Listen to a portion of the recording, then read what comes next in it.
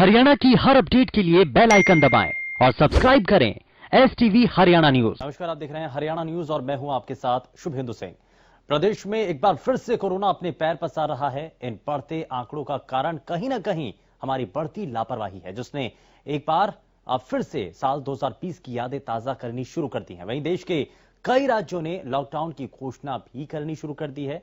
ऐसे में हमें एक बार फिर से सतर्क होने की जरूरत है और कोरोना को हराने के लिए अपनी आदतों में बदलाव लाना बेहद जरूरी है, क्योंकि कोरोना संक्रमण को लेकर के जो मौजूदा वक्त में स्थितियां देखने को मिल रही हैं, उन सभी चीजों को आप इन तस्वीरों के जरिए देख भी पा रहे हैं। और आज जो हालात बने हैं उसको लेकर के एक बड़ा संकट बना हुआ है।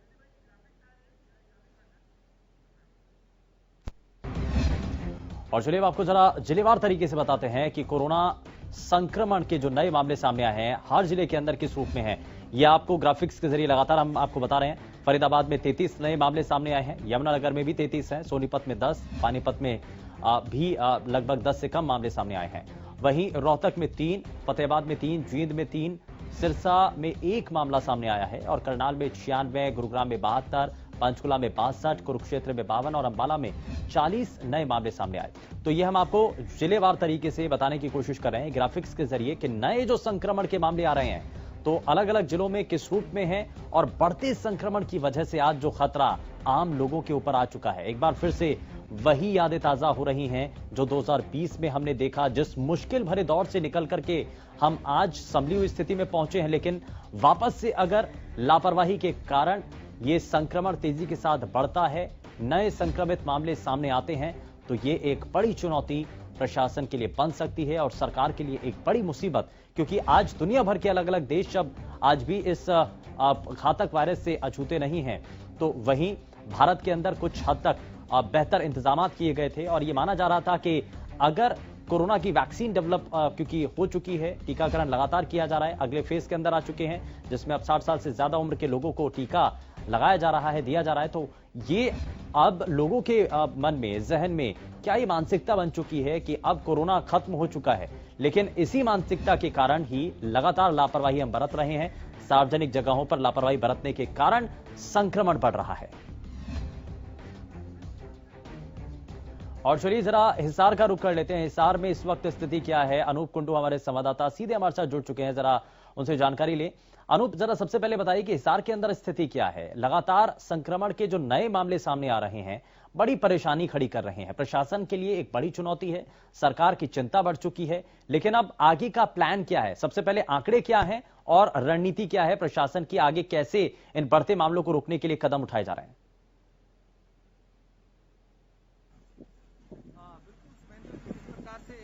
कोरोना के मामले कम हो गए थे, कहीं कहीं वो आंकड़े अब बढ़ने लगे हैं। हालांकि हिसार को हम अभी से कह सकते हैं कि अलर्ट नहीं है, तो अलर्ट के बीच में रह जाते हैं, तो अपने आप में एक अच्छी खबर है।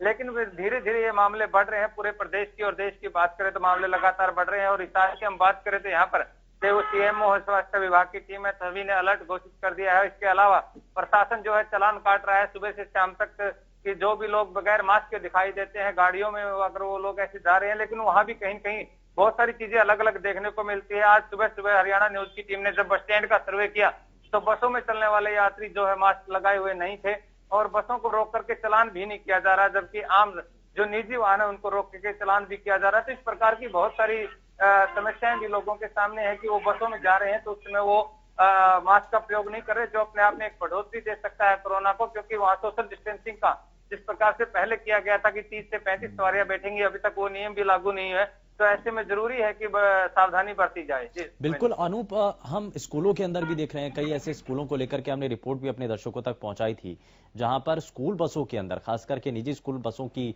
वहां पर जानकारी साझा हुई थी, जिसमें बच्चे सोशल डिस्टेंसिंग का पालन नहीं कर पा रहे थे और ना ही वहां पर कोई ऐसा टीचर था जो कि उनको ये बता सके, समझा सके, क्योंकि बच्चे छोटे हैं, उनको ज्यादा जानकारी नहीं है। लेकिन ऐसे में कम से कम उनको बताना जो अध्यापक है उनका फर्ज है, जो कि उस बस के अंदर होने चाहिए। ऐसा नहीं देखने को मिला।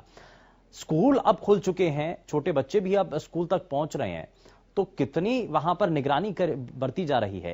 क्योंकि हाल फिलहाल के अंदर कई ऐसे इलाके हैं जहां पर स्कूलों के अंदर बच्चे संक्रमित पाए गए थे और उसके बाद अध्यापक भी संक्रमित पाए गए।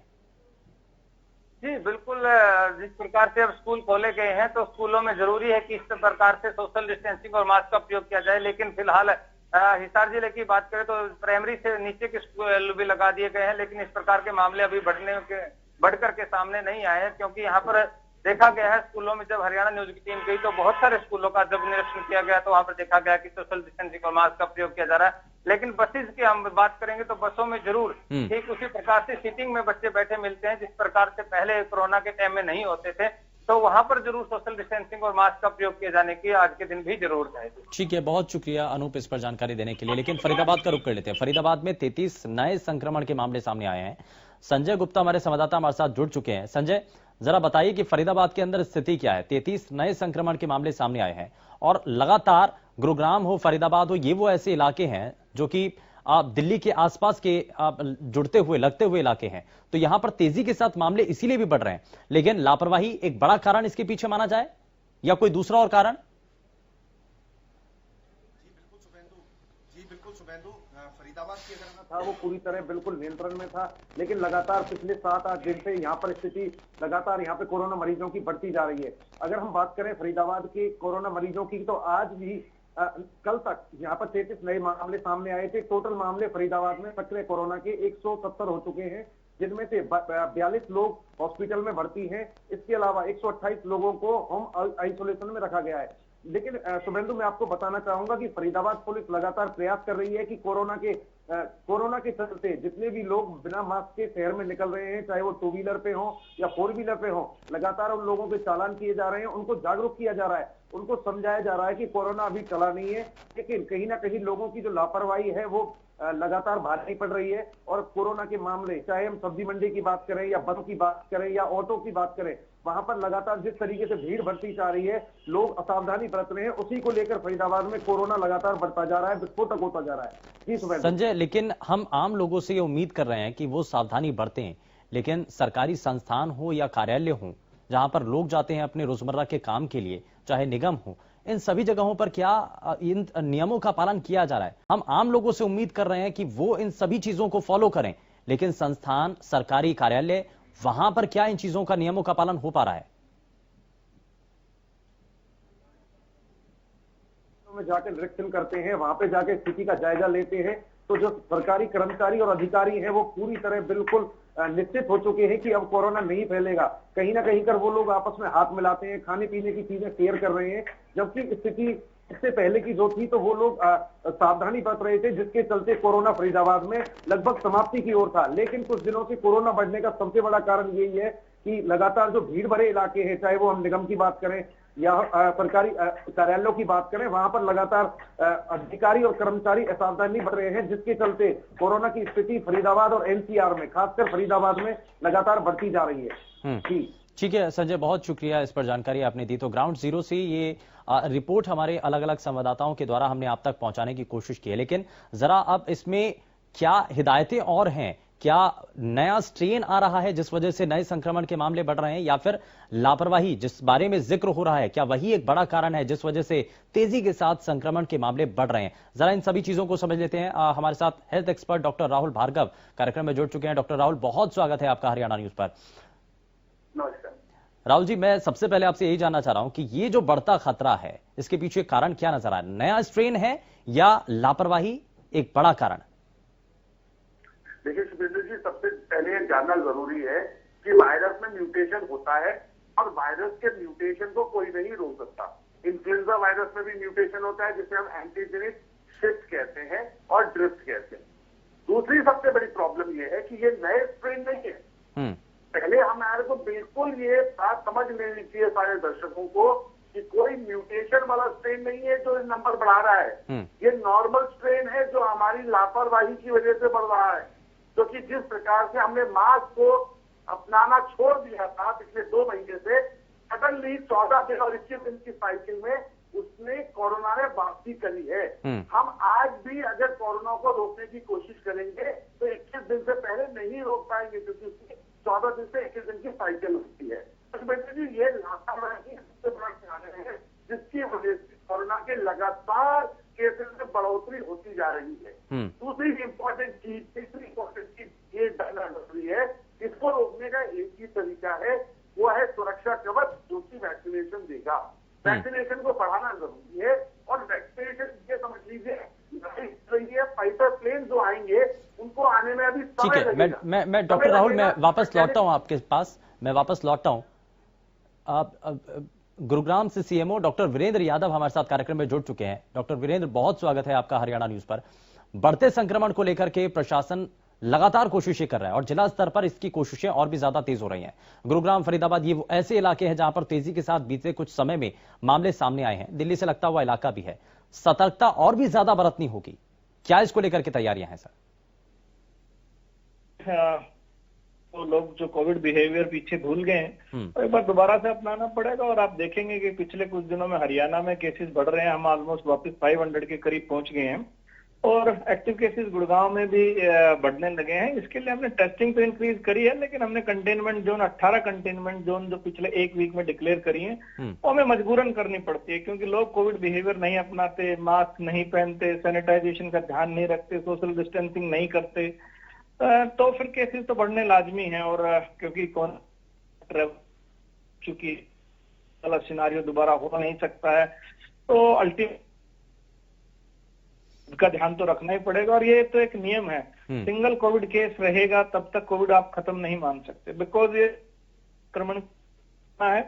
तो यही एक तरीका है और कोई अन्य तरीका नहीं है। या तो टेस्टिंग इंक्रीज तो हम बाद में इसलिए करनी पड़ती है क्योंकि जब केसेस आने लगते हैं, लेकिन अल्टीमेटली आप ये देखिए, जैसा आप जिक्र भी कर रहे थे अभी जस्ट मैं सुन रहा था आपकी बात, तो वैक्सीनेशन तो एक बहुत लंबा प्रोसेस है। इंडिया में करोड़ों की पॉपुलेशन है, वैक्सीनेशन बहुत लंबा वक्त लेने वाला है और वैक्सीनेशन की 2 डोज के बाद ही आपको एंटीबॉडी डेवलप होती है, यानी आप कोविड से सुरक्षित महसूस कर सकते हैं। यानी कि अभी क्योंकि वैसे भी 60 साल से ऊपर उम्र के लोगों को वैक्सीन दी जा रही है और 45 साल से ज्यादा उम्र के वो लोग जिनको कोई ना कोई बीमारी है, कोई गंभीर बीमारी है, तो ऐसे में जो बाकी उससे कम उम्र के जो लोग हैं उनके लिए टीकाकरण अभी तो फिलहाल उपलब्ध नहीं है। हालांकि प्राइवेट हॉस्पिटल के अंदर कुछ हो सकता है, लेकिन अब तब तक सावधानी बरतना ही सबसे ज्यादा जरूरी है। इसके अलावा कोई दूसरा और उपाय जो आज की परिस्थितियों में कुछ जितने भी दर्शक ये कार्यक्रम देख रहे हैं उनको ये कारगर और इस घातक वायरस से बचा सकता है? मैं 1-2 चीजें आपको क्लियर कर दूं साथ में। 60 प्लस और 45 कोमोर्बिड वाली बात आपकी ठीक है। संभवतः बहुत जल्दी हम इन लोगों को वैक्सीनेशन की फर्स्ट डोज कंप्लीट कर देंगे और आने वाले, हो सकता संभवतः, मैं अभी कोई स्टेटमेंट ऐसे से नहीं कह सकता, मे बी 1 मंथ और सो महीने के बाद हम शायद नेक्स्ट पॉपुलेशन को अलाउ कर देंगे। और कुछ ही प्राइवेट अस्पताल में मैं आपके चैनल के माध्यम से कहना चाहता हूं, अभी हरियाणा या भारत सरकार ने कोई इजाजत नहीं दी है 45 से कम की वैक्सीनेशन की। ये जो ही गाइडलाइन आएंगी तब दिया जाएगा। और आप बिल्कुल सही हैं, अभी और लेकिन ठीक है, लगता है शायद संपर्क टूट गया, लेकिन ये लगातार जानकारी आप तक पहुंचाना बेहद जरूरी है। और इन चीजों को लेकर के क्या और सावधानी बरतनी चाहिए, डॉक्टर राहुल हमारे साथ लगातार कार्यक्रम में बने हुए हैं। डॉक्टर राहुल, मैं यही समझना चाह रहा हूं कि चेहरे को ढक करके रखना, सोशल डिस्टेंसिंग का पालन करना, वैक्सीनेशन का तो इंतजार अभी है क्योंकि 45 से कम उम्र के जो लोग हैं वो तो अभी वेटिंग लिस्ट में ही हैं, तो ऐसे में और क्या सावधानी बरतने की जरूरत है? शिवेंदु जी, सिंपल सी बात, हम 1 साल से जो सोशल कोविड एप्रोप्रिएट बिहेवियर है उसके बारे में आज जज जजमेंट में अच्छी से चेतना है। जरूरत है इम्प्लीमेंटेशन की, लेकिन जानते सब कुछ है, हर कोई जानता है, पूछता है, पर उसे अप्लाई नहीं करता, ये कहते हुए कि मुझे नहीं होगा। दूसरी इंपॉर्टेंट चीज, अभी मैं सीएमओ साहब को सुन रहा था, आज मैं निवेदन करूंगा जितने भी लोग, और शायद आपका चैनल सबसे ज्यादा पॉपुलर चैनल है और सरकारी महकमे में पहुंचता है, तो उनसे निवेदन करता हूं कि आज टाइम है वैक्सीनेशन को खोल देने का, क्योंकि वैक्सीनेशन जितनी जल्दी स्टार्ट होगी उतनी ही जल्दी हम कोरोना के संक्रमक रोग को तोड़ पाएंगे, रोक पाएंगे और उसकी चेन को आगे बढ़ने से रोकेंगे। देखिए, सब लोग जानते हैं कोविड एप्रोप्रिएट बिहेवियर क्या है। अब अगर प्रशासन को कोई कदम लेना है तो उसको सख्ती से इंप्लीमेंट कराना जरूरी है। इसका मतलब गैदरिंग को रोकना जरूरी है, जो पब्स और बार्स है उसको रोकना जरूरी है, रिलीजियस प्लेसेस है वहां जाना रोकना जरूरी है, और अगर इकोनॉमी को पटरी में रखना है तो जो ऑफिस वगैरह खोल रहे हैं वहां पे कोविड एप्रोप्रिएट बिहेवियर इंप्लीमेंट करें। साथ ही वैक्सीनेशन को तेजी से रैंप अप करें, क्योंकि जैसा सीएमओ साहब ने कहा कि 1 महीने के अंतराल में जो दवाई लगेगी उसके 15 दिन बाद आपकी इम्यूनिटी बढ़ेगी और उसकी वजह से ही नीचे आएंगे। तो अमेरिका ने और यूरोप ने दिखाया है कि वैक्सीनेशन लगाने से ही नंबर में तेजी से गिरावट आई है। तो मेरा निवेदन यही रहेगा कि कोविड एप्रोप्रिएट बिहेवियर का इम्प्लीमेंटेशन और टेस्टिंग और ट्रेसिंग की जो सुविधा थी वो अभी भी है, वो चल रही है, हमारी सुदृढ़ हो चुकी है, बट क्या वो सफिशिएंट है? क्या वो कोविड को रोक पाएगी? शायद नहीं। तो कोविड एप्रोप्रिएट बिहेवियर का इम्प्लीमेंटेशन प्लस वैक्सीनेशन, यही दो तरीके हैं कारगर। इसीलिए डॉक्टर राहुल ये कह दिया जाता है, अभी हाल ही में एक रिव्यू मीटिंग की गई थी, मुख्यमंत्री भी उसमें शामिल हुए थे और अधिकारियों को निर्देशित किया गया था कि अगर कहीं पर भी लापरवाही बरती जाती है तो एक्शन लीजिए, आप कार्रवाई कीजिए। लेकिन क्या वाकई में ये जो कार्रवाई की बात है, क्या उससे जागरूकता हो सकती है? जुर्माना वसूलने की बात है, जुर्माने से लोग जागरूक हो पाएंगे क्या?